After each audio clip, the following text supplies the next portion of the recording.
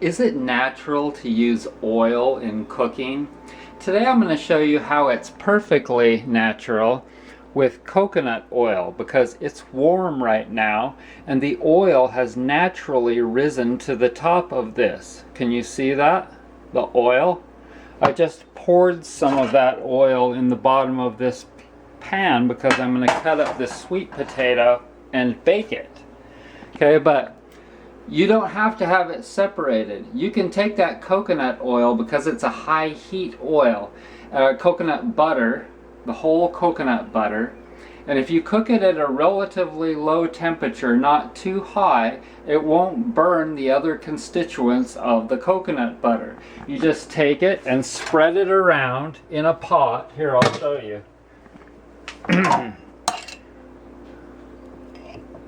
Okay, so you can see the oil separated.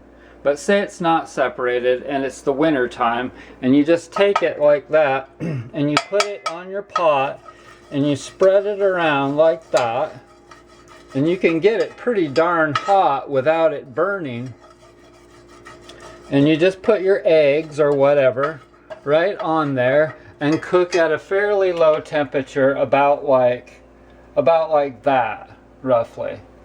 And you can simmer stuff for a long time and just let that coconut butter soak right into it. And so, yeah, I've been using the coconut butter a lot, but before, years ago, I couldn't consume coconut oil or butter very much because it would detox me too much because of the acid that's in it that kills candida. That's right, there's an acid in there that kills kills candida and other things.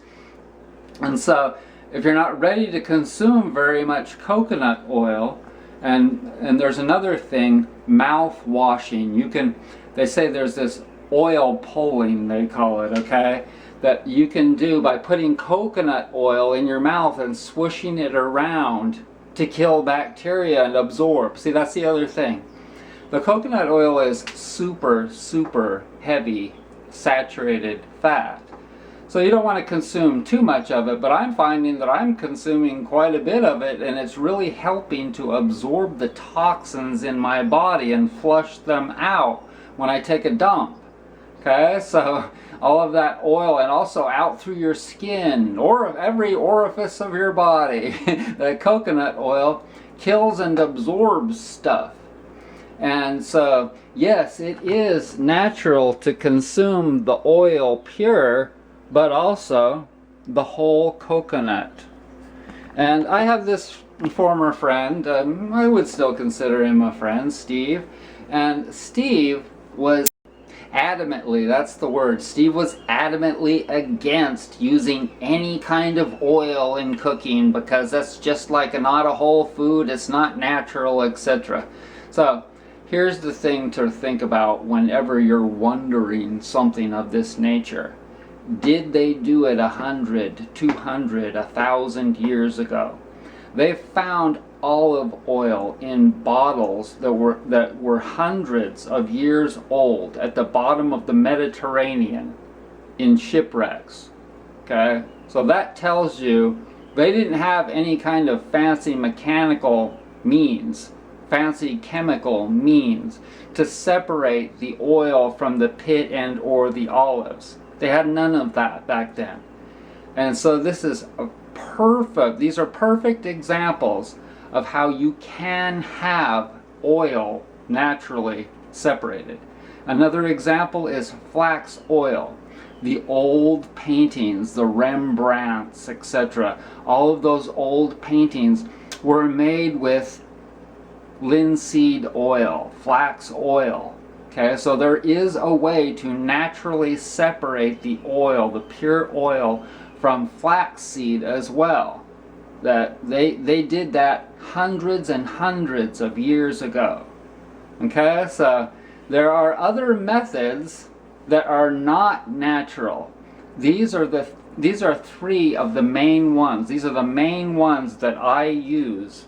Not safflower. Although, like safflower, I don't know a lot about it, but I know that they used it in machinery as an oil in the past. And I know that you can take a safflower seed and you can crack it and get pure oil out of it.